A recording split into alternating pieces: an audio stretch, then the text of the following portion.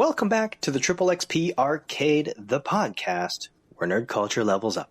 We're here to press X on all things nerdy. So grab a token, press start, and let's rack up some Triple XP! Today in the arcade, as always, we have myself, Drew. Hey everyone, you have Lex logged in. What's up? It is Gigs. No baseball announcer voice. No. This Sorry, week. I was hoping for that. No. We'll treat everyone once in a while, but not every week. It's a special occasion announcer voice. If the Jays, once the season starts back up, maybe you'll hear it again. We'll see. Yes. All right. Looking forward to it.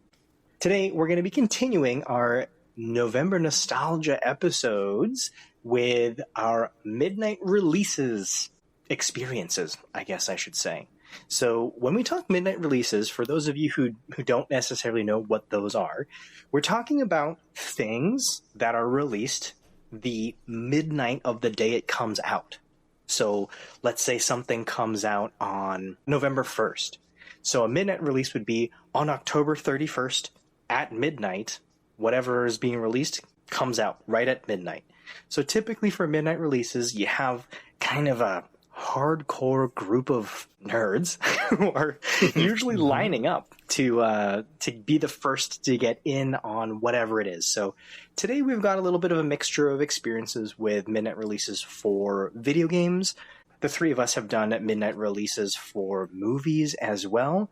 And so we're just going to kind of reminisce about what some of our experiences were with some of the midnight releases, and then you'll be able to see what kinds of things we nerded real hard about that really warranted us lining up for hours on the midnight before release. Mm-hmm.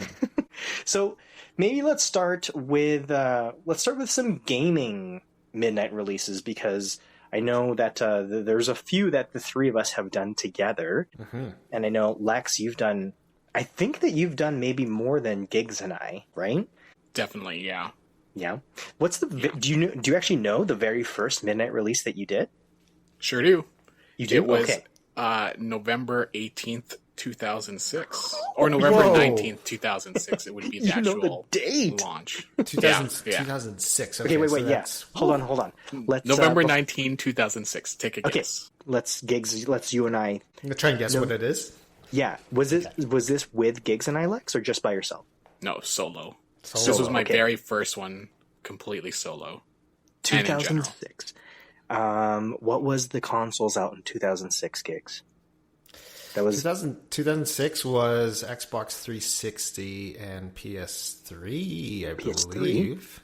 Because at that time, I would have been working at said toy store with in the electronics department. So I believe I was around for at least the Xbox 360. Okay. But I can't remember if the PS3 must have been already out if the Xbox 360 was out. So yeah. Okay, maybe give us a hint, Lex. Is this PS3, Xbox 360 era?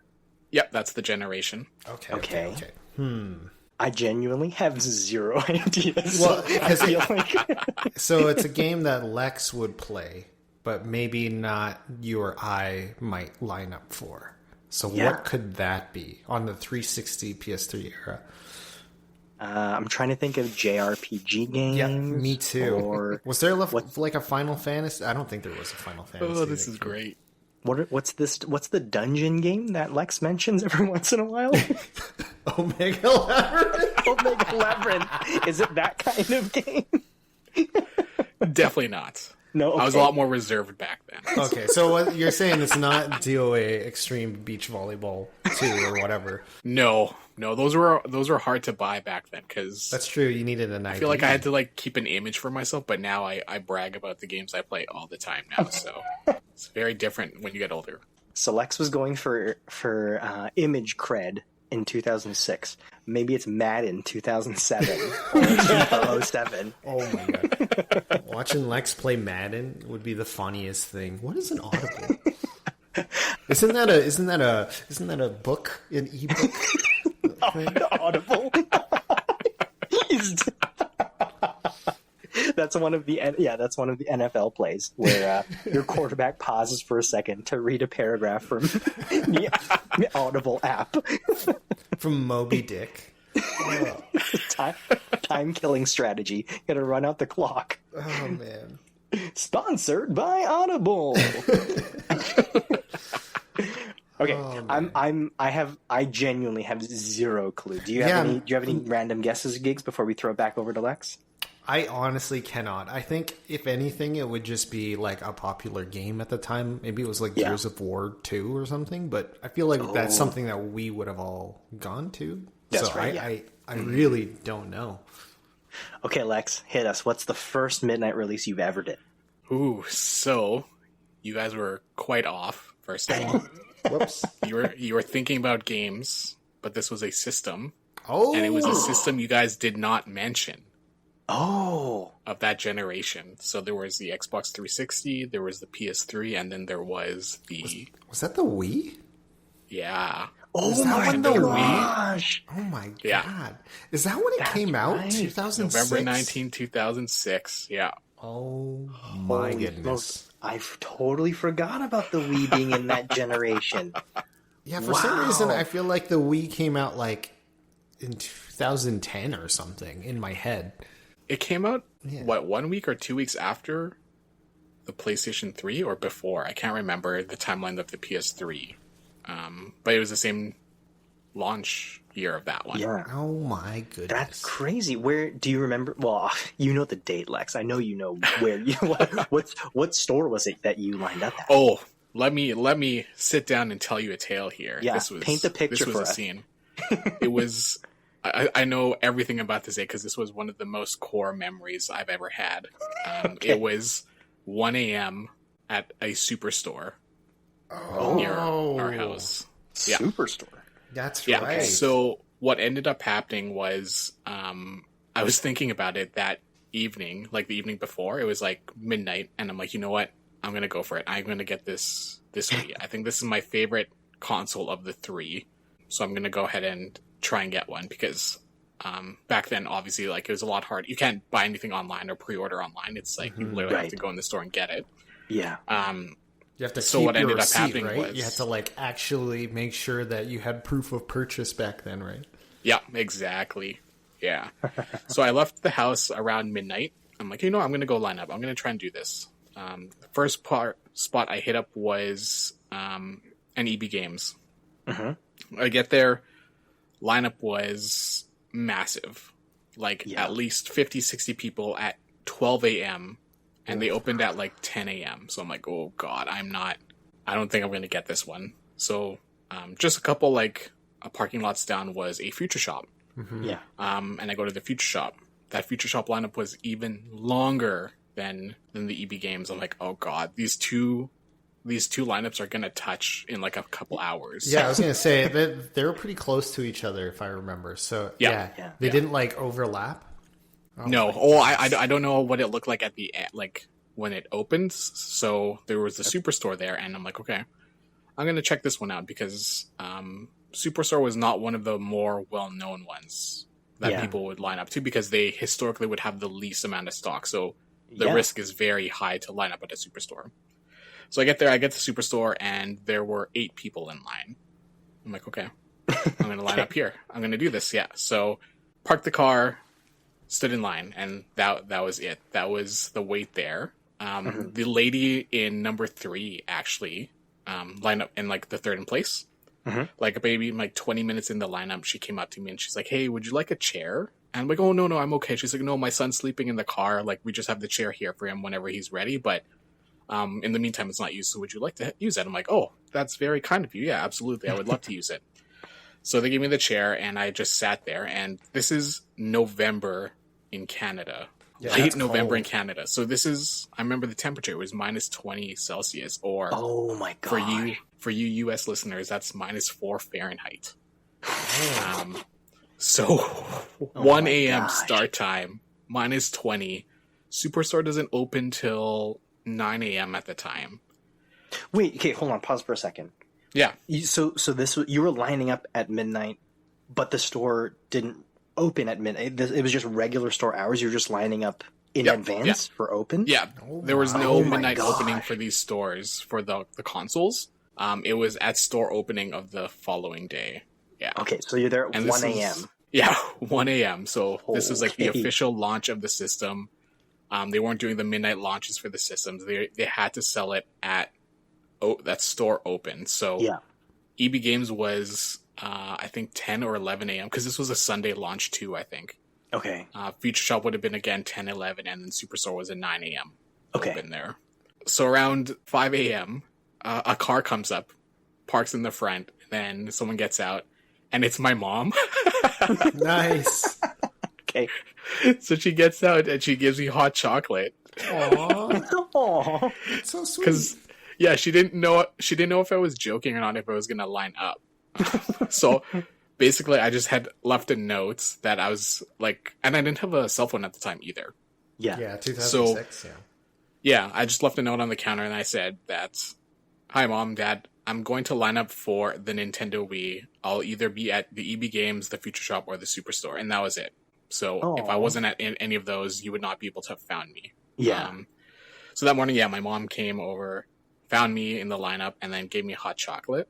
And I'm like, "Oh, this is so helpful," because I'm frozen at this point. Yeah.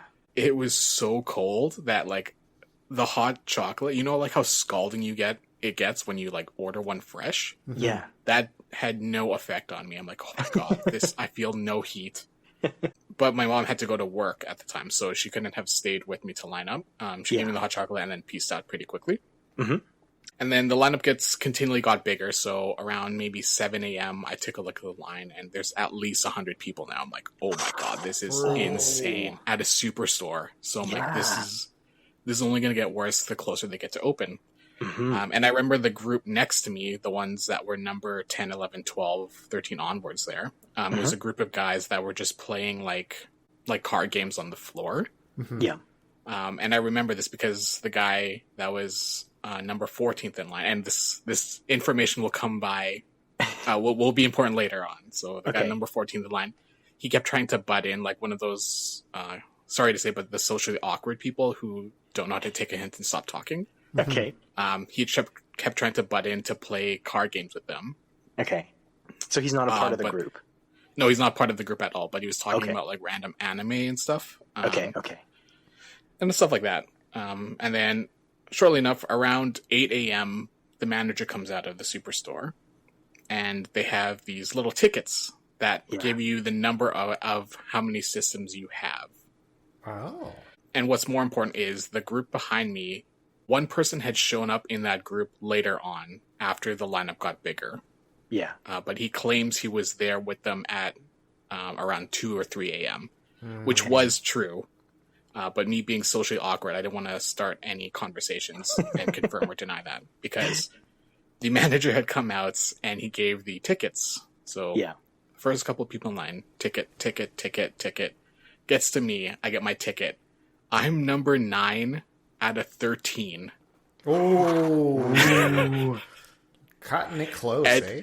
The one guy that came back butted out the kid that kept talking, Aw. number 14. Oh no.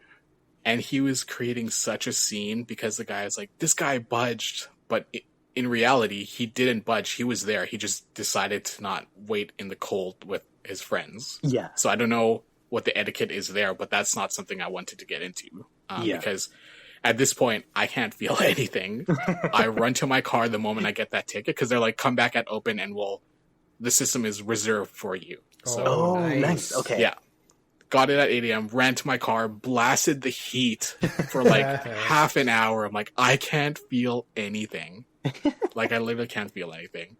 But yeah, that's how I ended up getting the system. Came back, and the funnier part is when I got in and I went to go pay for it, this is like my first credit card as well, too. So I had that PC MasterCard, right? Okay. And I had saved quite a bit of points from just like spending in general. So I had like, I think I had $300 or $400 in points at the time. Oh, my Okay. goodness. And when I went to go check out, I ended up using all my points because, broke college kid, not much money.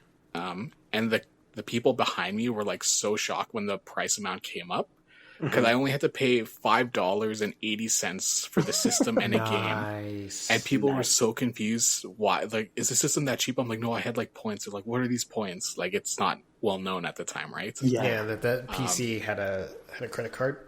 Yeah, exactly. Yeah. And I also had to work at 10 a.m. that same morning. Oh no! So yeah, I got the system, rushed home. I set it up on the big TV.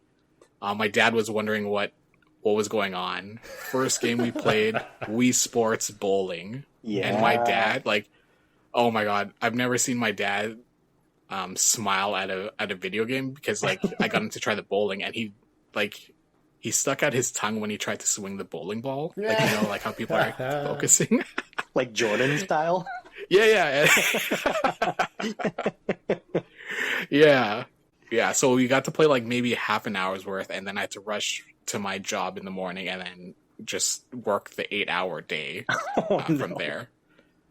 And then, yeah, like all I was thinking, like, I want to go home and play video games so badly.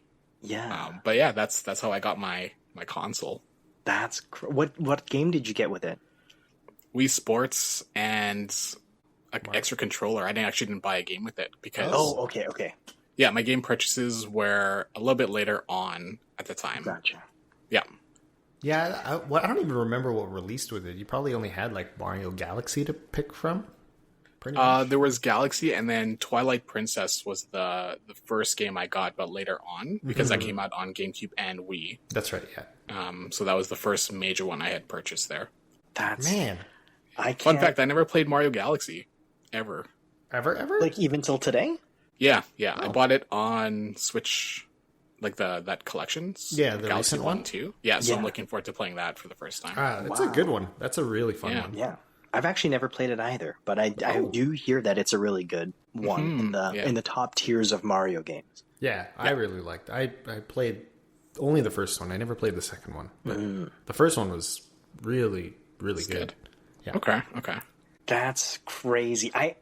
I completely forgot about how popular the Wii was when it came out, because as you were telling that story, I started remembering the amount of times that I lined up at stores, not for midnight releases, but I know at that time it was, you know, the main ones that you've mentioned, like the Future Shop, the Best Buys, the Shoppers Drug Marts even, and Toys R Us. Toys R Us, yeah. And you'd call them, and then you'd ask, "Do you know when you're getting Wii's in stock?" And then they would, the person would always be like, "We were supposed to be getting a shipment on Thursday, but I don't know how many." Blah blah blah.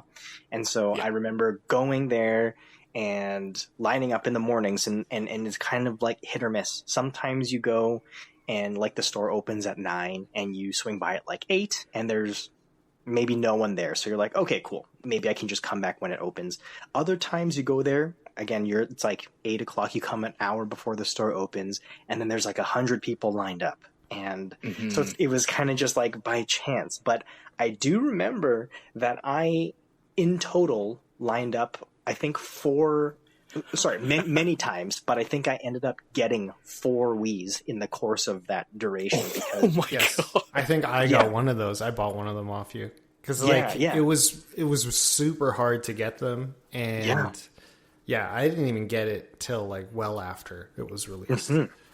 Yeah, because I was just going basically, like you said, gigs. Like I was just going because I knew people that I knew wanted them, and I was in university as well, so I was more inclined to. I think I called in sick for work a couple times to go to like line up in the morning. I skipped some classes sometimes because I was like, oh, I know that Best Buy is getting a shipment today, and I know that there was at least a handful of times that I can remember where I was maybe 1 or 2 off from when the person comes and gives the tickets.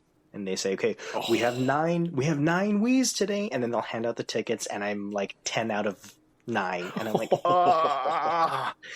So it's, the amount of people that were scrambling to get a Wii, especially for that first Christmas, because it was released in November. Yeah, that Christmas was insane trying to get your hands on a Wii.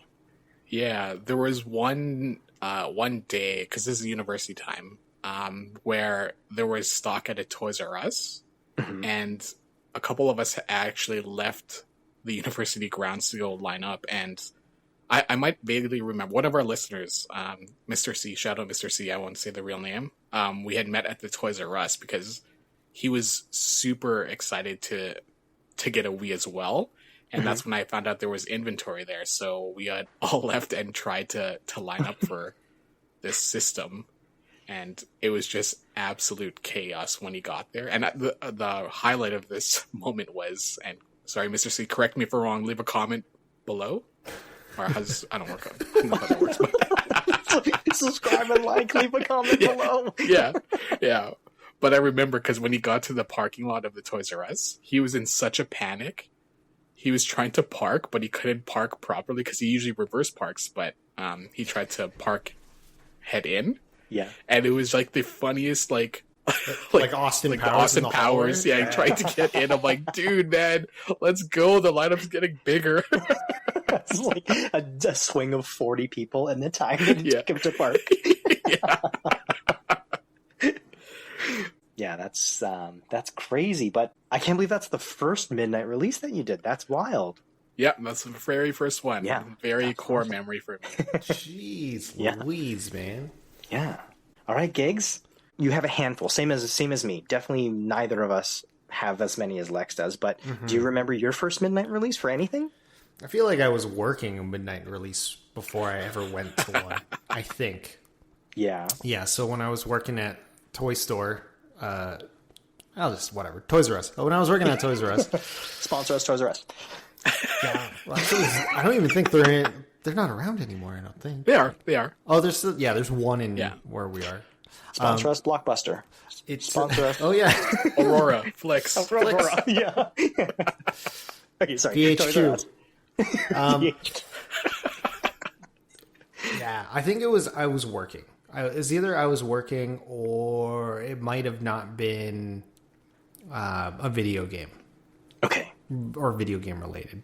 But yeah, I definitely worked a midnight release when I was working in the electronics department. I think it was when the PSP released. Oh. Yeah. Ooh. Because that was a disaster, but the release was a disaster, or the experience was a disaster? Many layers, which I will not go into on podcast for many different reasons. Spill the beans. We need to hear this offline. I'm pretty sure you guys know it offline. I do know. Yeah. Drew knows for sure. There was no guitar involved. Wait, what? There's cameras, security cameras involved. This is a perfect podcast. No. Fill in the gaps. Think of like the Italian Job, but with PSPs or something. And then fill in the blanks and see what your mind comes up with. It probably isn't that far. Okay. Yeah, I think the PSP release was my first midnight release experience. But in terms of actually waiting for one, I think it was actually for Call of Duty Black Ops. With the three of us? Was it the three of us? Ooh. That is one of the ones that I have, yeah. And I do remember lining up for that one with you. Yeah, that was at it's actually close by where I live now. It's at the Best Buy that's... Yeah. Or I guess, was it Future Shop at the time? Future Shop, yeah. There were two of them there. There was Best Buy and Future Shop. So weird, right? Because they're like back to back. It was definitely the Future Shop Black Ops release. And, yeah. Now, okay, hold on a second, because the other one that I remember, I thought this was the first one, but now I'm not sure which one released first, because I thought the first one that I remembered was Call of Duty Modern Warfare 2. That's the one I remember. See, I don't remember lining up for Modern Warfare 2, because I remember you actually got me and Lex into that game when it was already released. So we didn't. Oh, okay. Yeah, we hadn't played it before. We'd never played a single Call of Duty, I think. and you had us over, and we were just hanging out like we usually do. And you showed us Modern Warfare 2, and I think Lex and I were both like, "Oh, this is fun," and then we all picked it up, and then went on our very first like Call of Duty era where we played that religiously.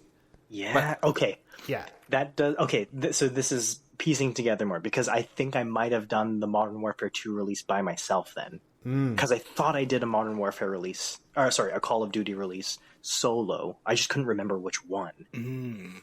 So Black Ops, because I do remember we did Black Ops together, or we did a Call of Duty together. But I remember a Call of Duty together. Yeah. I think it was Black Ops because we got into Modern Warfare 2, and then Black Ops was the next one, so we were all kind of like... That's right. Yeah. And it was so good. Oh, I remember so liking Black good. Ops more than Warfare 2. I agree. I agree with that statement. Yeah. That's I feel like a divisive statement. Black Ops 1 over Modern Warfare 2? I think so. I think like Black Ops did a lot that was different. Plus it felt a little bit less cheesy. Because there was you remember the noob, was it called the noob tube? We didn't know what it was, and we thought it was funny, and like we were doing really well in random multiplayer matches, and then I remember we got flamed for using it, and I was like, I don't know what the hell a noob tube is, first of all. And then that was it wasn't in Black Ops, so that's why. I want our listeners to know that we didn't rely on the noob tube, though. This was not something that we were just like noob tubing our way out of the pits or anything like that. We actually, for Modern Warfare 2, we were actually really good as a group. Yeah, we were. There was the three of us plus a couple of our other friends. And I remember there was a stint over like the course of a week or maybe 2 weeks where we went on a tear. Because we partied up, and it was, I think we had a full stack of 5 of us, and it was like 6 versus 6. So I think there was 5 of us, and then we would usually get like a one random person put on our team as well. And we went on a stint where we won, I think it was like over 67 games. In a row. Yeah, it was like a streak. I remember that. We were super, super pumped for it because it's like it was a multiple day thing. Yeah, and we had logged on day after day, and we just would go a whole night gaming, just queuing up back to back to back to back, never losing a match. And we started having discussions about should we play pro? Should we play pro? Should we should we create a team here? Yeah, that was crazy. We actually went on an absolute tear. Yeah. If this was this era now with esports and stuff, I think we honestly could have had a shot at like having an esports team or something. Yeah. We were pretty good at that. Yeah, I remember there was one match. It was maybe in our 40s or 50s where we were losing. Was this the one where you pulled up and absolutely handed us the win? Yes, I remember this one. I don't remember because of the 3 of us, you 2 were significantly better than me. My goal is just a KD ratio of 1. Yes, actually 0.5. Like, break even's the goal, but I usually hit like a 0.7 maybe. But there was the one match where I did exceedingly well at the end because we were about to lose our streak. It was like 40 to like 65 or something. And I remember this because it was like, I think it was in the quarry. I was going to say, it was the quarry. I remember exactly. I was so hyped. I lost my absolute mind when you pulled up that game. Yeah, I don't know what happened, but I remember my build was tack knife, marathon, lightweight, ninja. And for some reason, I got enough to get like the first streak, which was I think the Predator, something like that. Or I got UAV, and then the Predator, and then I got up to the AC 130, and that was like probably one of like the 5 times I got it. That's the 11 kill streak. Yeah, and then when I got that, I hit all 5 members at once with one of the hits, and I'm like, oh my god, guys, we're gonna do it! It was such a massive swing. I didn't know what happened, but that was the peak of my gaming life in first person shooters. I've never achieved that again. That was honestly so memorable because I absolutely remember that one game actually. Because it was just mind blowing. Because yeah, Drew and I were absolutely like, crap in the bed, and like we were all kind of like a little depressed, not depressed, but like upset because it's like, oh no, our streak. And then when you pulled it through, Lex, oh my god, that was like, I think we ended the night too. We were like, let's just end the night on a win. And like, yeah, because one of our friends, he was in the streak with us, but he got disconnected, and that's where it all started to turn south because we were short one person. That's right. And we're like, oh my god, what do we do? Because he was decently good. He was like Drew Giggs level as well, right? So I'm like, I'm not going to be able to carry you guys at all. But then I went Ultra Instant Goku on that. Just like, oh my god, I'm seeing steps ahead. It was amazing. Oh, that's crazy. I remember that. I think sorry to switch gears so quickly, but the other memorable game that sticks in my head from that run was when Giggs got the tactical nuke on Overgrown. Yes. That was amazing. You had the tactical nuke a couple times, Giggs, in that course of that game, right? Yeah, I remember the most memorable one was the Christmas Eve or the Boxing Day one. Oh my gosh, that was so bad.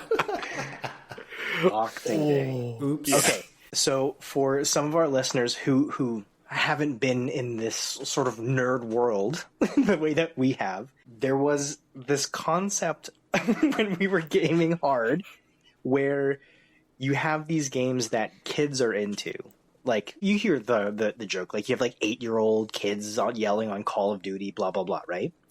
And there was this thing where come Christmas time, you have a whole whack of new kids that are just getting the game for Christmas, and then they're going to log on Boxing Day, jump online matches, and basically like learn how to play the game while you have seasoned veterans like Giggs who have been running a train on people for months beforehand.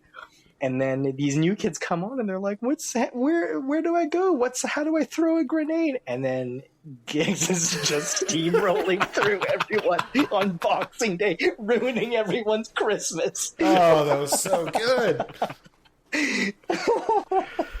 Oh man, that was such an exciting one. moment. Just waking up and we all log online. It's just like, oh, soup is on. Yeah. That's where we just padded our stats. Yeah. Oh, those were good times. The first person shooter runs. This isn't. I know this is up off topic as well, not necessarily midnight releases, but I don't know what other topic I can throw this story into. But I do want to call out that there was a point here in our university lives when we were really into these first-person shooter gaming. Giggs and I qualified for a Mountain Dew Halo 3 tournament. Oh, yeah. Oh, yes. No, that was a... They picked, was it 32 Giggs? 32 people?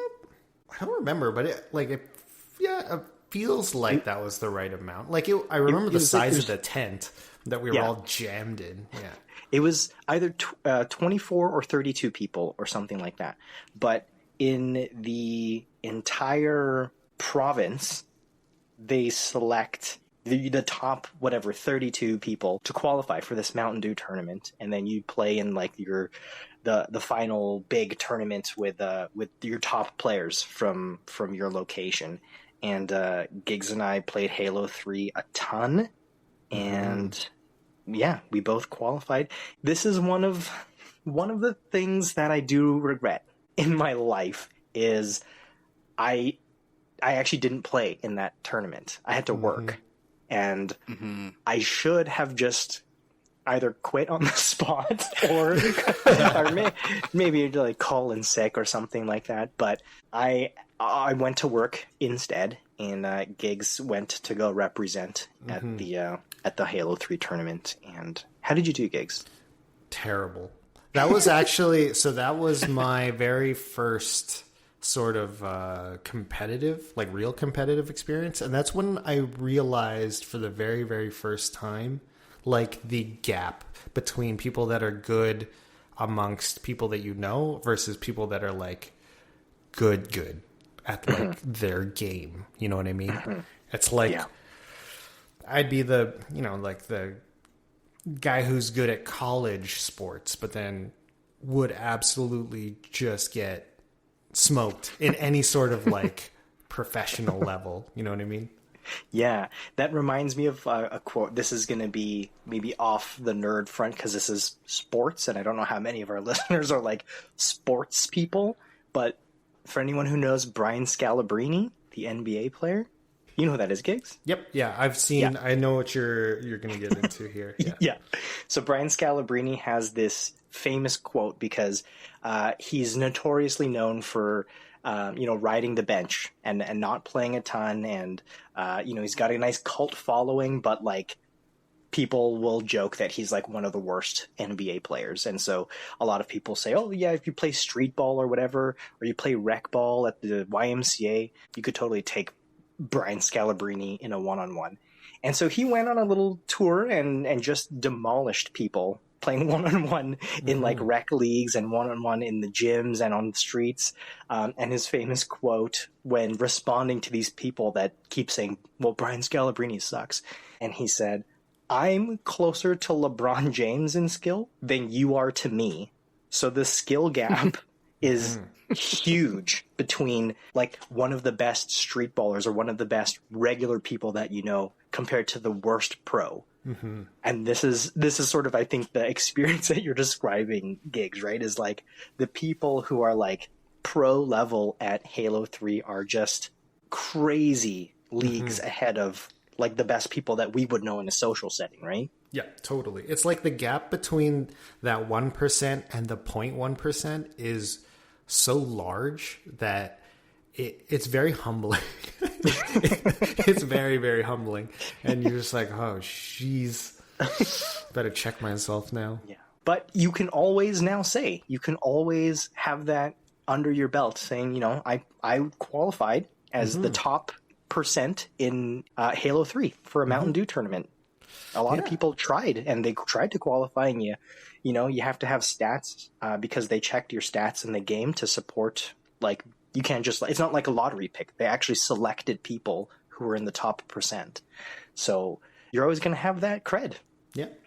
Yeah, that was my first. Going to that tournament with you, Gigs. Yeah, you were there. Just as a spectator. Do you remember? Yeah, we were hanging out and just kind of watching people play. And I do remember there's this like young girl. Yeah, she was absolutely smoking everyone there. She was crazy good. She was probably like 5 years younger than us too. Oh, and like, yeah, she was just playing like casuals with everybody else that was there. And so like I was playing against all the other people that she was playing against in the like the big round robin tournament. But like she was just kind of playing casuals and like, yeah, just demolishing everybody. That's when I realized too that like young people are just, they got, when they get into games at like the right age, they can absolutely show everyone up. It's crazy. Now, I had a theory on that because I know we had talked about that because there was a lot of like younger kids there who were just like stomping everyone. And our theory, or I shouldn't say our theory, I'll speak for myself. My theory is that at that age, those kids could get way better at these games because they have no responsibilities. They just go home from school and then they play like Halo 3 or Call of Duty or whatever for like 6 hours, and then or probably even more, they go to bed, go to school the next day, and then they rinse and repeat. Like us at that time, we had post-secondary, we had jobs, we had to like transition into that adulting world. So it was very impressive that Gigs, that, you know, having jobs, going to school all at the same time, still being able to keep up with that group was pretty impressive, I think. Yeah. Well, if you think about it, like, so we grew up in the arcade era, right?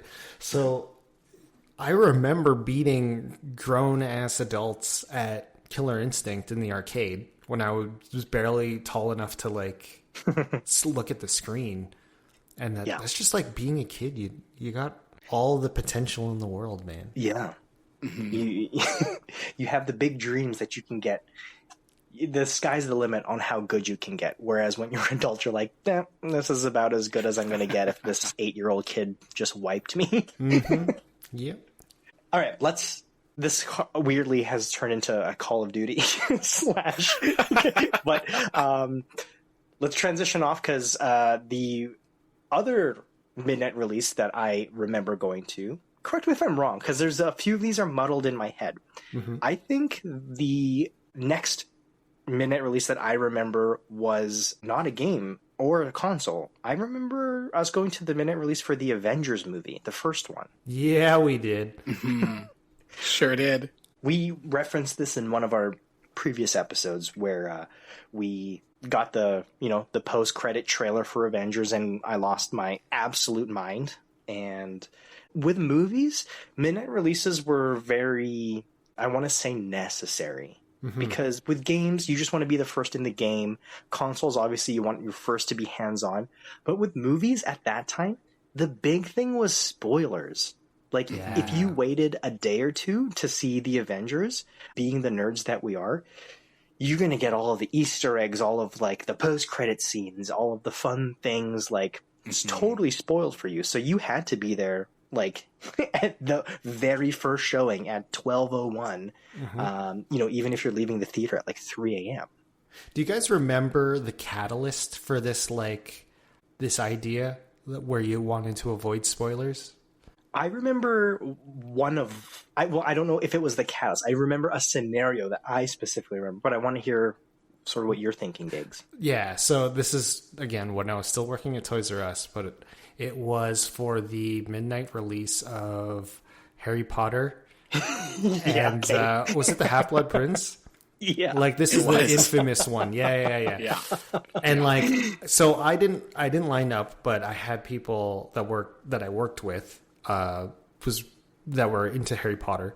And they spoiled it for me because I was gonna buy the book, but like after work the next day. And one of the guys I worked with, he was like, "Yo, Gigs, did you see this?" And then he like showed me this like viral video or something like that before YouTube was a thing, of like the guy that I don't know where it was in the States somewhere, but he like did a drive-by along like book line, right? Yeah. And just like shouted the end of the book at all these people. And I didn't know. And then he ruined it for me. And I was like, what the hell, man? Like, I know the video that you're talking about, but I saw that happen in person too. Oh my God. I was at the chapters. At this point, I had already been spoiled on it, but for some reason, I was at a chapters for a midnight release, or when that midnight release was happening. I wasn't there for the book. I think I might have just got out of a movie theater because chapters was right next to it. But I remember seeing like a lineup of like hundreds of people around the corner of the building, and walking through, and I was like, "Oh, what's going on?" And then someone's like, "Oh yeah, everyone's lining up for Harry Potter."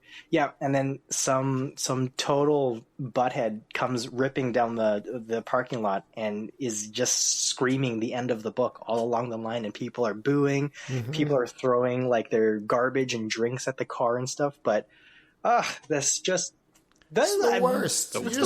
You ruin okay, yes, there's adults, but also lots of kids, and you just ruined their whole like thing. Yeah, their adventure. Yeah, basically. I stopped reading Harry Potter books actually after that. I never read the Half-Blood Prince or past it because I just kind of never got over it. And I was like, well, it's kind of ruined for me. I didn't really find it's like when you lose progress in like a game and you haven't saved for like 4 hours. It was that feeling. Tell me what that feels like, Gigs. I don't know if So back in the day, to save your game, you needed something called a memory card, which was. Oh, I'm gonna cry.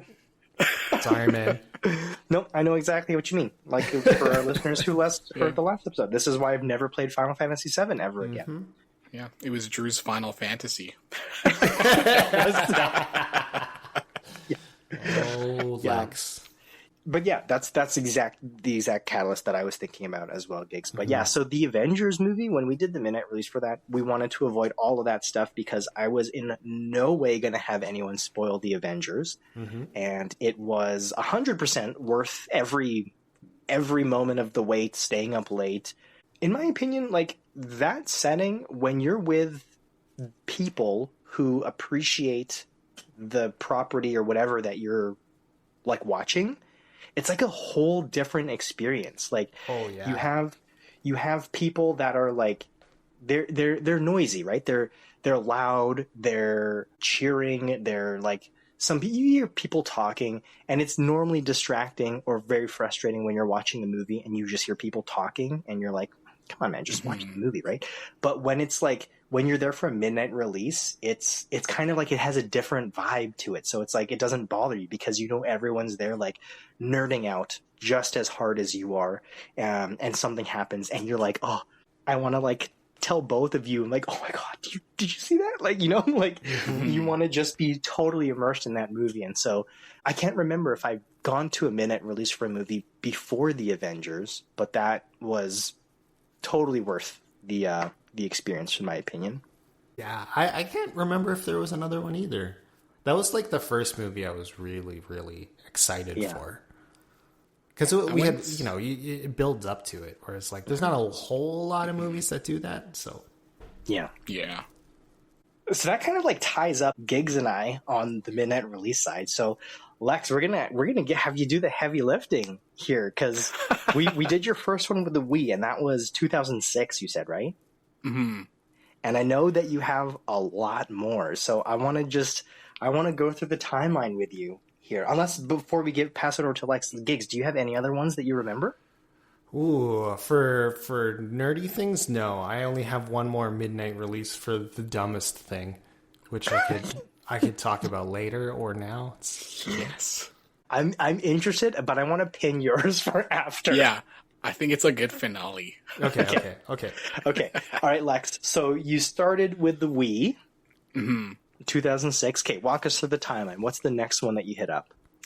Well, in terms of movies, my first midnight launch was actually Transformers, the Michael Bay Transformers. Oh, wait, the first one? Yeah, the very first one, 2007. Did we do that one together?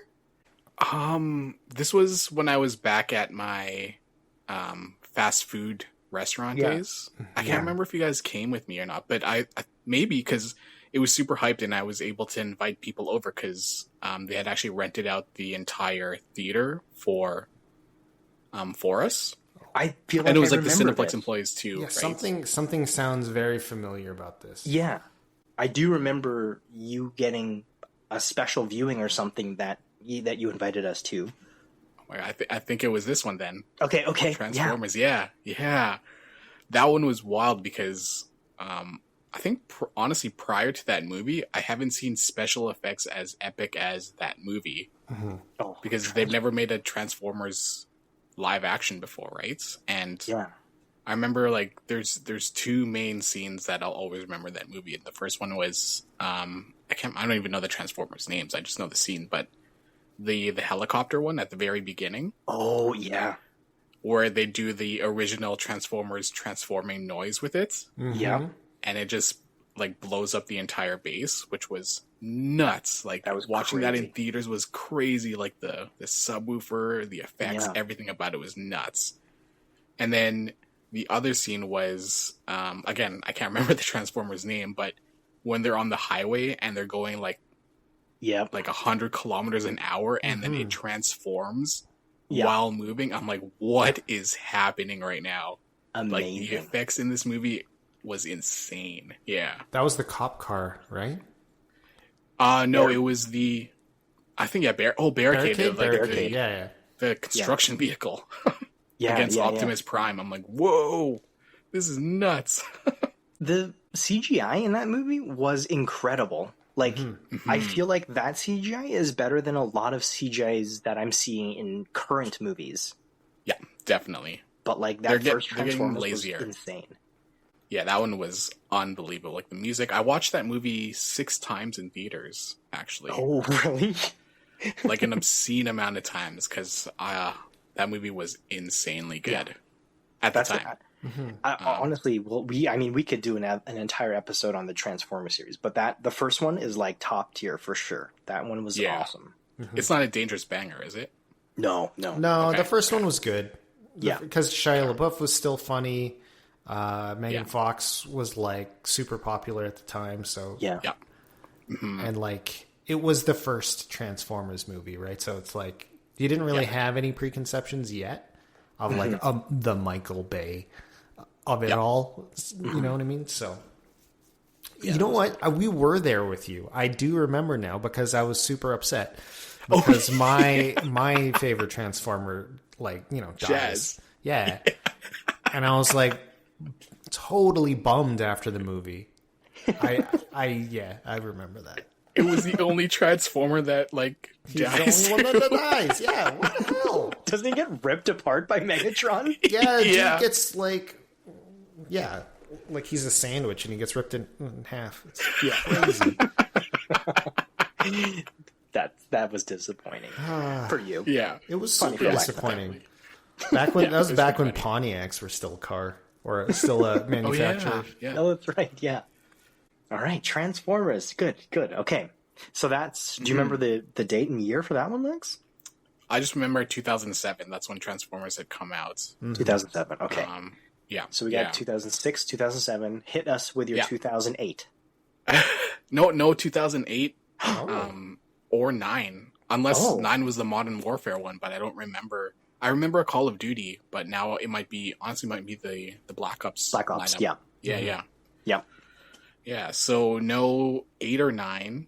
2010 there was one. July 27th. Or July 26th, the midnight of it. Do you guys know what that one is? July 26th, 2010. July 26th, 2010. So I was still in uni, barely. July 2010. Is this a game or a movie, Lex? Game. This is a game. So that I would have been out of school. So that's summer. I don't know if you guys were interested in this, but this was a very hype game. I never played it before up until that midnight launch. Like, I just went to line up with my friends because they were super into it. And I decided, I might as well try this game out. 2010. So it's a game that you hadn't tried before. Correct, yeah. July 26, 2010. Was it Blaze Blue? No. Dang. No. That's my guess. Developer was Blizzard. Is that when StarCraft came out? Yeah, it was. No way. StarCraft 2 Wings of Liberty. Did it come July out? 27, 2010. See, I was thinking Wings of Liberty, but I remember bombing my tests because of it. So in my head, I'm like, oh, July, I'm not in classes anymore. Legitimately, I know you guys are laughing, but I was in class. That was a huge mistake buying that game.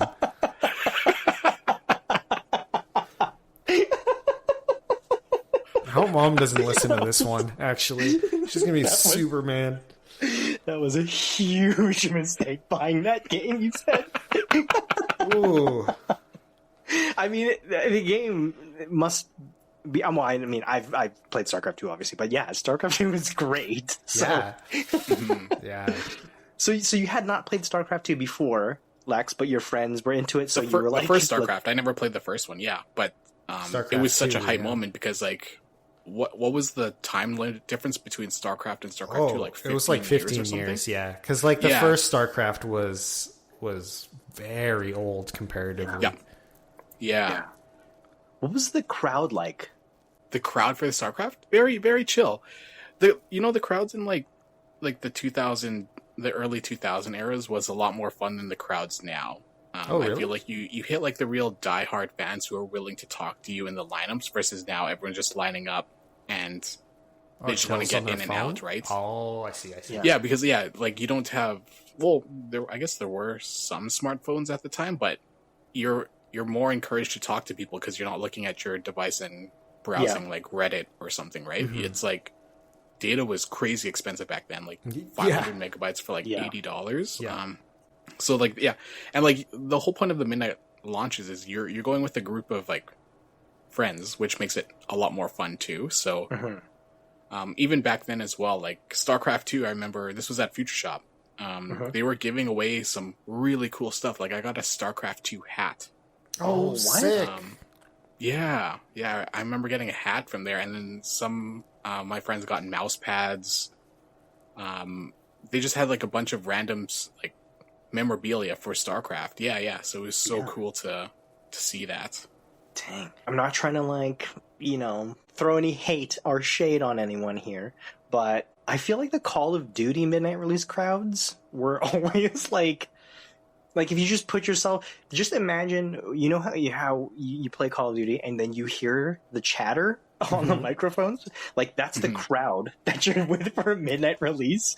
So like the reason why I ask about the StarCraft crowd is because the Call of Duty crowd was like not the city's finest group of people. You could say it. You could Fox hoodies, black hats. Yeah, we know.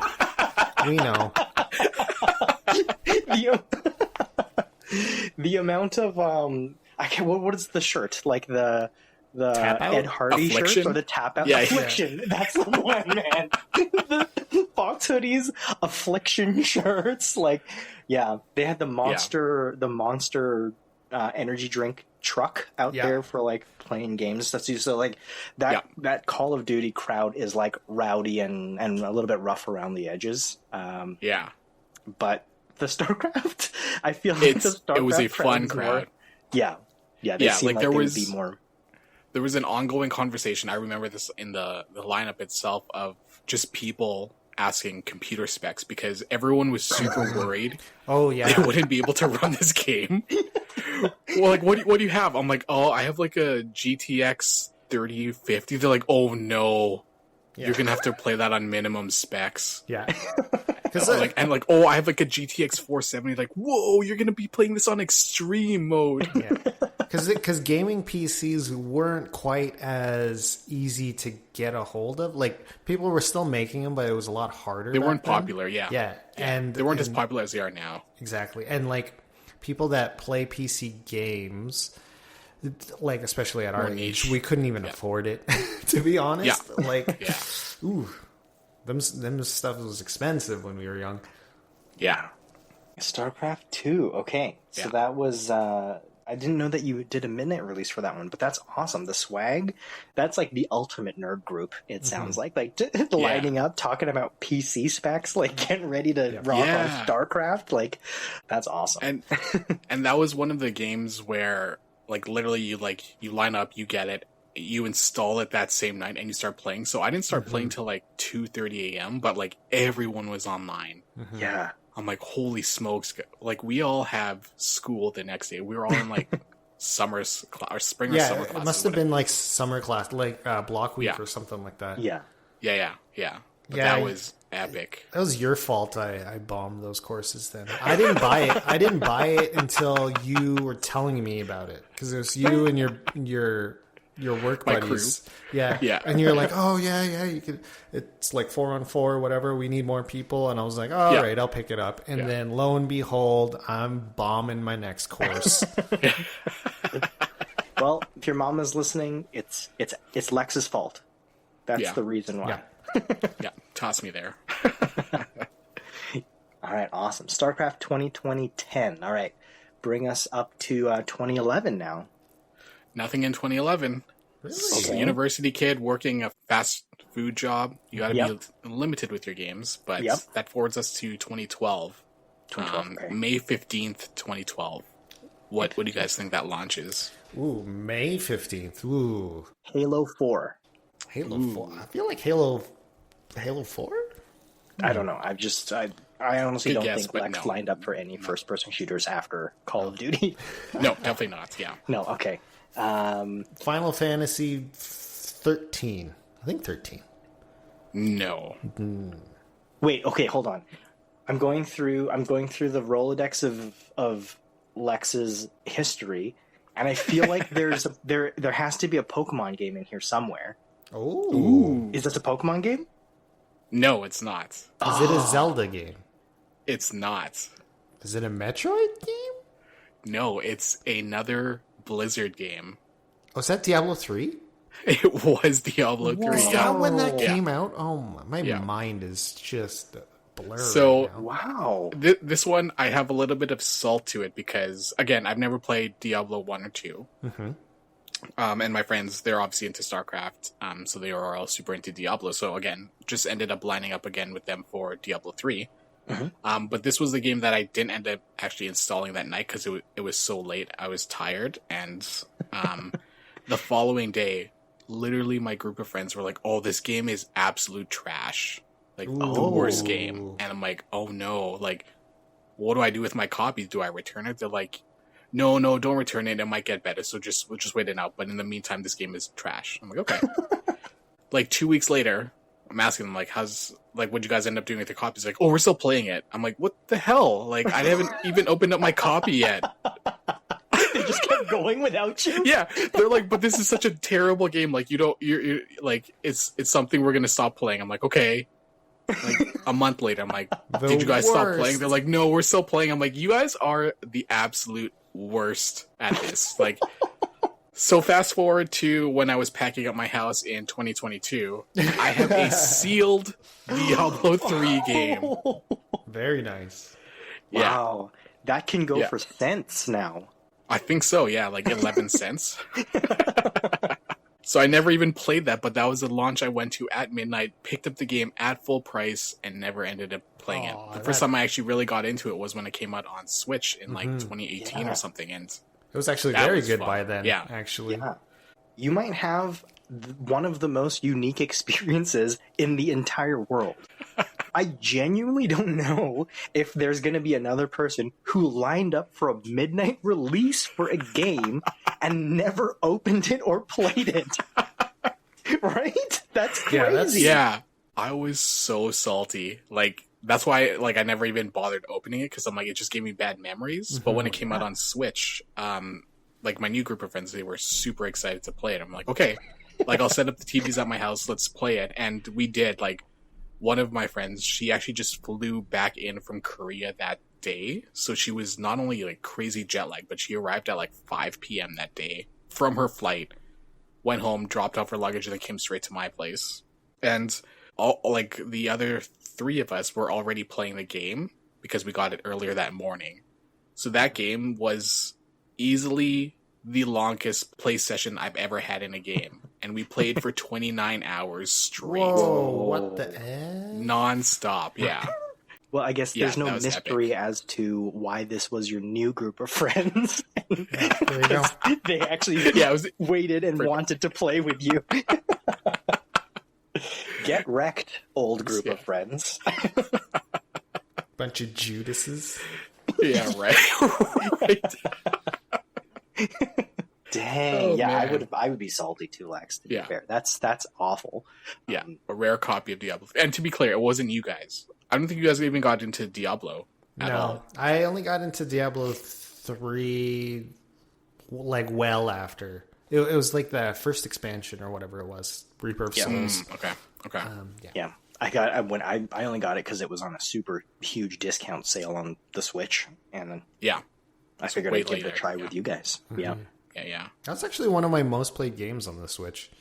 Oh, interesting. Yeah, I played a lot of that like in bed when I was living with my roommates at the time. Because it's like I needed something to play in my room because like we had a shared common area, and sometimes I just wanted to like veg out. So Diablo was the game for that. All right, Lex, what's your next Blizzard game for the Yeah, I'm trying to think of Overwatch. All right, guys. Overwatch? I got another date for you here. October 12th, 2013. 2013? October 12th, 2013. What console is this for, Lex? This is 3DS. Oh, what the F? Oh, this one's a Pokemon game.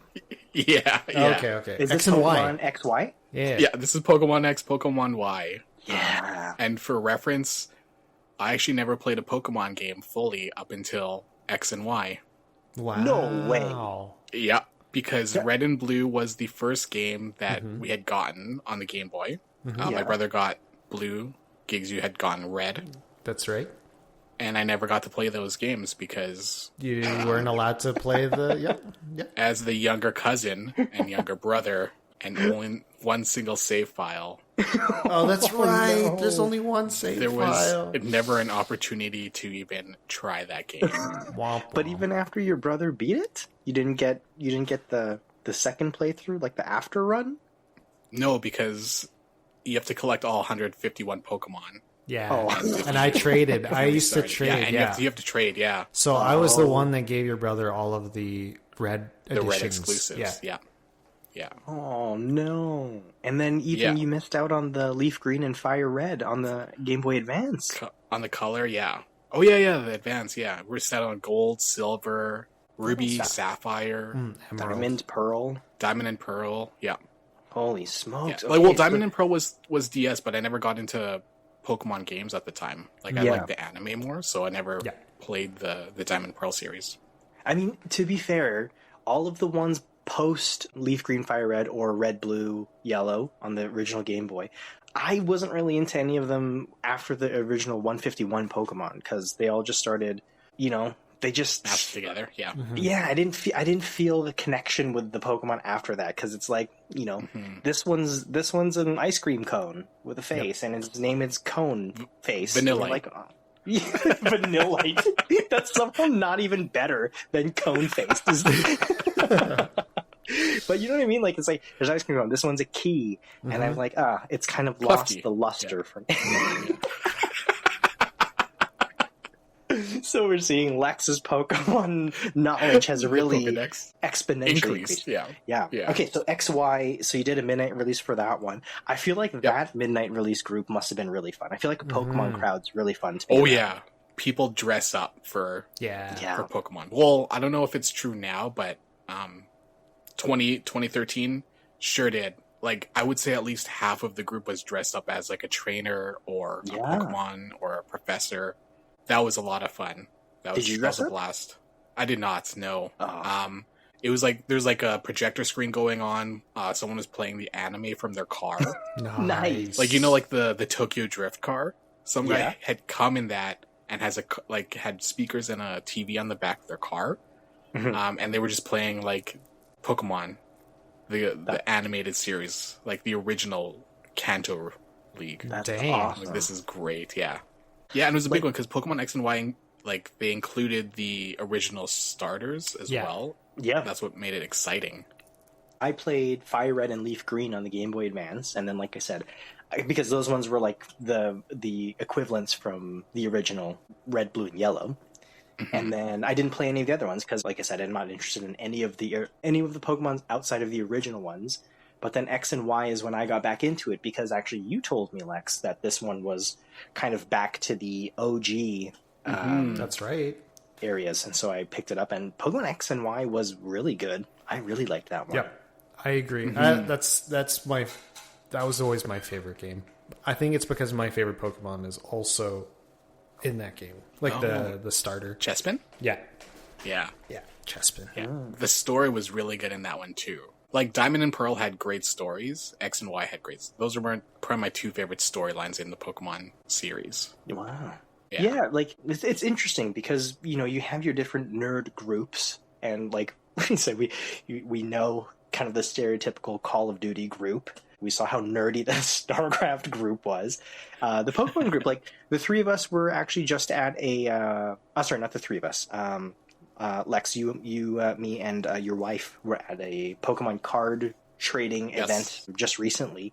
And Pokemon people are just really into Pokemon, so it's like amazing to see the level of knowledge, and they know kind of what series of cards they're looking for. You have people searching for their favorite Pokemon. People are dressed up. Like, that's just I feel like that's a very fun group to be around, because they're just really, really into Pokemon. Mm-hmm. Definitely. Your wife is, I think, maybe the closest thing to a human Pokedex I can think of, along with you, Lex. The two of you, like, together. Yes. I feel like full Pokedex, like, the knowledge that you both have is insane. Yeah. Pokamaniacs? Poka freaks? What do you guys like to be called? Not freaks. That was mean. Pokamaniacs is pretty good. I like that one. That's a fun one. A Pokamaniac is like there's like a person in the games, right? That are Pokamaniac. Like Pokamaniac Charles is gonna battle you. No? I don't remember that. Maybe. I don't remember a lot of the trainers in the games, but that definitely sounds like it could be one. There's definitely a super nerd Miguel. I know that one. All right. So Pokemon, when was that, Lex? You said 2011? 2013. 2013. Okay. October 2013. Okay. And hit us with your next one. Keep it rolling. My next one is probably my last memorable one. Okay. And this was November 21st, 2014. 2014. Was that the Switch release? Not even a little bit. Not even close. 2014, never mind. Was it Smash Bros? It was one of them, yes. It was the one before Ultimate, right? The one that was on the Wii U. I can't remember what it was called. It's Super Smash Bros. Wii U. I was going to say, isn't that a really unoriginal name? Oh. Yeah. There was Super Smash Bros. For Wii U and Super Smash Bros. For 3DS, but 3DS came out in October that year. Not November. Oh, okay. Right. Is that what people just call it Smash 4, right? Like colloquially? Is it Smash 4? Because I guess it wouldn't have Smash 3. Yeah. Is it 3? Melee Brawl. Super Smash Bros. Oh, right. No, 4, I guess. Yeah. Okay, so you did a midnight release for Smash.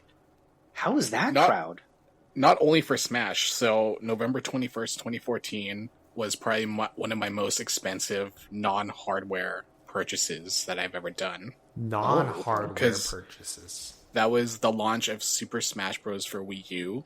That was the launch for Pokemon Omega Ruby and Pokemon Alpha Sapphire. Oh, okay. And that was the launch of Amiibo. All on the same day? Yeah, all the same day. I think they called it Nintendo Day. So there was... Wow. Yes, I think I bought all... I don't even know how many launched. 21 Amiibo. Oh my gosh. Jeez, those are... Pokemon... Yeah, those are not cheap back then. Yeah, like per one of those... It was like, what, like $50, $60, something like that? At the time, it was like $18 each, maybe. Oh my gosh. And you said, what, 21 of them you bought? I think there were 21. Something like the initial start was like 21. Wow, okay. But then they had Omega Ruby and Alpha Sapphire. They had the special 3DS editions of that as well. Mm-hmm. And then they had Super Smash Bros. For Wii U, but they also had the GameCube adapter and then the special edition as well for that. So the collector in me picked up everything. Everything. But this is like bills that day, hey? Yeah, this is post-graduation. I have a job. So, yeah. Were a lot of people in that group doing the same thing, like buying everything? Yeah. Okay, so everyone was kind of just like clearing house. Yeah, that was a very fun group because, like, similar to like the Pokemon players, this is like Nintendo fans at this point. So everyone's like just having a blast. People were doing like Street Pass, playing on their 3DS. People had brought, like someone brought a CRT TV to play Super Smash Bros. Yeah, like the original Smash Bros. On there. The store I had lined up with was EB Games, and the store itself had set up like just a bunch of TVs for people to play Super Smash Bros. Brawl. Oh, nice. They had like Pokemon giveaways, like exclusive legendaries that they were giving out as well for the game prior to as well, like X and Y. You were able to get like a shiny legendary if you go to the store. So they were giving out these codes and people were claiming it. People who didn't have the other copy, they would give extra codes so people can trade the legendary from Y to X and vice versa. Oh, cool. So it was just overall like a fun event, and people are talking about like which amiibo they want to get. Just overall very friendly. And like one of the things was there was this like 8-year-old kid that was like the biggest Yoshi fan. He came dressed up as Yoshi. His parents were with him. I think he was like 7 or 8 years old. His parents actually named him Yoshi What? Like that's his name. Yeah, yeah. Oh, really? Was he Japanese? Yeah, Japanese. Okay, Japanese. okay. Oh, nice. Yeah. But yeah, his name was Yoshi. But when they got to the fronts, they had no more Yoshi amiibo. Oh, So the kid was absolutely crushed. So what ended up happening was the person who bought it last was still in the store chilling. Mm-hmm. He had actually given him his Yoshi amiibo totally for free. Just Oh, yeah, wow. like just unrealized. It's like, hey, just take mine. The kid was so happy and thrilled. It was just like one of those like core memories for himself, right? Like getting to the front of the line, you're ready to buy it, only to find out that they don't have it anymore, and then a random stranger just comes up and gives you exactly what you were looking for, right? Yeah, what a sweet moment. Yeah. But yeah, that was the November 21st, 2014 midnight launch. Wow, that's a Probably, big like, one. the peak of my memories for midnight launches. And obviously I've been to a bunch more post 2014 as well, but I think that's kind of like where the highlight of it happened, because that was just such a crazy launch. Everything was coming out. Pokemon, Smash, like crazy games. Amiibo, something completely new. Like this is the first time you're seeing Nintendo figures completely made. So it was just an overall blast. That's sort of like the climax of your midnight launch experience. Yeah. They just don't hit the same anymore, eh? Yeah. No, like, yeah, the more recent ones, people are just sitting there, they're on their phones. Like, the big fans are the ones that you find at the very front, but then outside of that, it's just very overall quiet these days. And then there's a lot more restrictions when you line up now. Like, you have to line up outside of the mall in, like, this sketchy parkade. Yeah. Brutal. The phones make the huge difference, though, because back in those days, like you're engaging, you're there for the experience, but now you're literally just there to pick up the thing, and everyone's just on their phones doing their own thing. So the social aspect of it kind of has dissolved away a little bit. Yeah, and not only that, like, it's a lot easier to get a game in advance now. Like, you can just buy it online and it'll download at midnight versus having to wait in line to get a physical copy. That's right. Or you can get Amazon Prime and it'll show up the next day. Yeah. So Convenience is starting to win. Yeah. Exactly, and it's not as exciting anymore. Like, there's definitely some cool midnight launches that I've been to where, like, there's staff that shows up from the company and they do trivia, which is, like, super fun and exciting. But, you know, like, for me to wait 2 hours to get my game post the launch itself, it just doesn't seem as nostalgic anymore to me. Yeah. I wonder if there's some Swifties out there that might give us a hard time because they're waiting in line for albums and stuff. Well, I mean, there's still, you know, I'm curious, like, what is there something that you guys would do a midnight release for? Like, if they announced something that's just doesn't exist, but like just something, if they announced it and you'd be like, oh man, I would totally do a midnight release for that. Is there anything like that for either of you? Ooh. I'd have to think about that. That'd be tough. There isn't much that it's like I would go out of my way for anymore. Yeah. Especially like at our age and stuff. It's there's nothing really that, you know, sticks to me like the same way games did when we were young. Yeah. Same for you, Lex? It would have to be either a game that we're all excited for. Yeah. Like something that's equally exciting to all of us, or a new Star Fox game. Oh, man. Lex is the only one lining up for the midnight release. I would line up at least one day prior to that launch. Oh man. Bring my R-Wing. Dress up as Fox McCloud. No, that's fair, like gigs, because I mean, to your point, like the older we get, the less inclined I am to sacrifice the convenience. Like I remember, Lex, for like even the the Boxing Day door crasher sales, like you and I would sometimes go and we would line up for Best Buy or something. We'd be there at like 5 a.m. And we would, you know, we get there like one of the first in line, and then we end up leaving with like a 64 gig USB drive for like $8. And I'm like, 30 this pack is not... of AA batteries. Yeah. And I'm like, why would I line up for this? God. But at that time, you're younger, you have the energy, and especially when we were in university, and you're like, I want to save $22 on a USB stick. I'll get up at 5 a.m. for that. But now I'm like, I will actually pay you extra money if you deliver it to my door. Yes, 100%. So the older we get, the convenience starts taking over. I'm the same. I agree with you, Lex. I think it's got to be something that's really... I actually can't think of anything that would break that convenience barrier for me. Like, I would love to see an Ultimate Alliance 4. Or like, what's that one that we were playing gigs, the MMO Marvel one, but it got discontinued as soon as we got it. Yeah, Marvel Heroes. That was really awesome. And then, we were playing for like 2 weeks, and then they shut down the servers. Yeah, that was so tragic. Poor time. All right, before we close out gigs, I want to hear the strange thing that you lined up. Tell me about how you lined up for a 20-pack of envelopes from Rexall or something. Oh, you're not far off, actually. That's a good guess. What? No. I think I know what this is. No, Lex, you definitely know. I'm pretty sure. I think I know. Because you were on the receiving end of some of these rewards that I'm about to get into here. Okay, so this was, I don't know what year, probably 2008 to sometime in 2010, in that sort of 3-year period. So I was in uni, and my buddies and I were out for one night.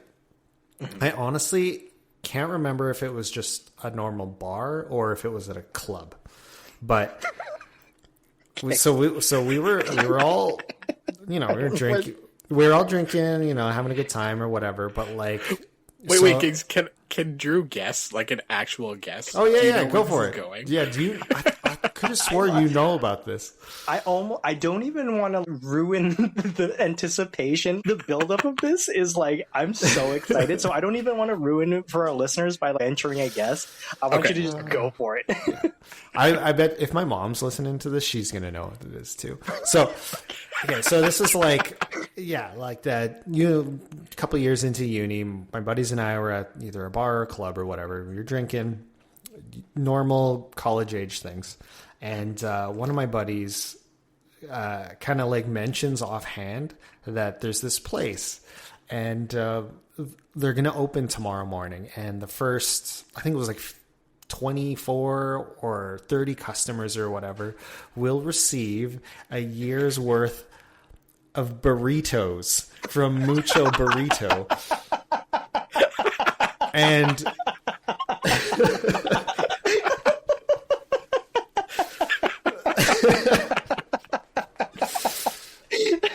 and so, my buddies and I, it was only, so this is why I think it was a club, is because it was me and my two friends. The three of us are the type of people that hate clubs or just like don't belong there. And so we bailed at like, I think it was like 1 a.m. or whatever. And we took a cab to this Mucho Burrito that wasn't open yet. And we just like camped out half drunk and like just chilled until I think it was 9 a.m. And we each got one free burrito card, 52 of them. We had a stack of 52 free burrito cards each. And this was in college, so like that was gold, man. Was it only one burrito per week? Yeah, it was one burrito per week. Oh, which was a little disappointing. Yeah, I thought it was going to be 365 burritos. Which would have been sick. But to be honest, so I actually went every Sunday for, I think it was like 3 months before I got sick of it. So that wasn't even that many. I used up, what is that, like 12? And I was like, oh man, I'm already starting to get sick of these things. So I started like giving them out. Lex, I think I gave you some. I gave a bunch to my mom. And then I kept a few and I just kind of like used them throughout the rest of the year. Oh man. Yeah. When you're young, man, and like you've had a little bit of alcohol and your friend gives you a stupid idea, it's so hard to say no. Oh, okay, man. How many other people were lined up Legitimately, they ran out. Like they had to turn a few people away at 9 a.m. or whatever. No, but hold on. That's not my question. My question was, how many people were lined up with you at 2 a.m. in the morning for free burritos? There was like 20 of us. Oh, really? Yeah, which was crazy. We were the only people that like rolled up. Okay, so what was weird is we were obviously 3 like college age guys, and it kind of fits the theme. You're lining up for free burritos of all things, yeah. 3 college age dudes, a little bit, tipsy. That kind of makes sense. But there were people like camped, like they were gonna see the midnight release of the next Star Wars in line for this burrito deal. Dressed up in burrito costumes.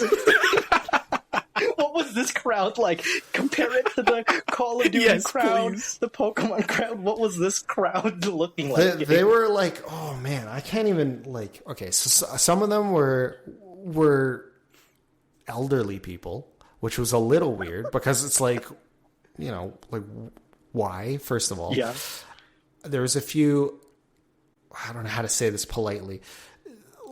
People that need chairs. Okay. At all times.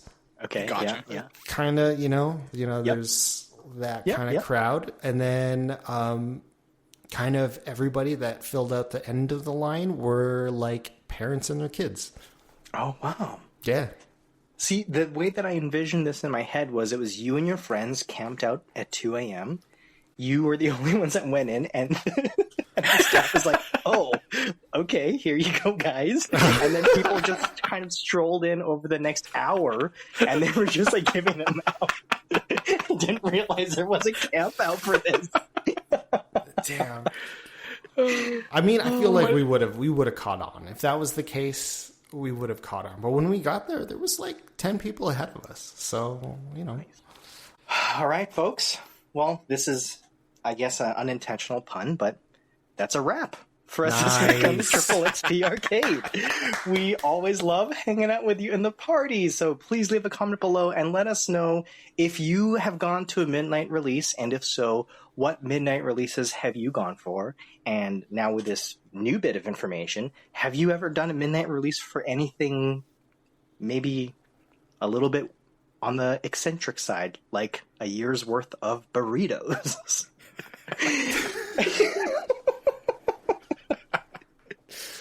You're knocking it, but you would eat them too.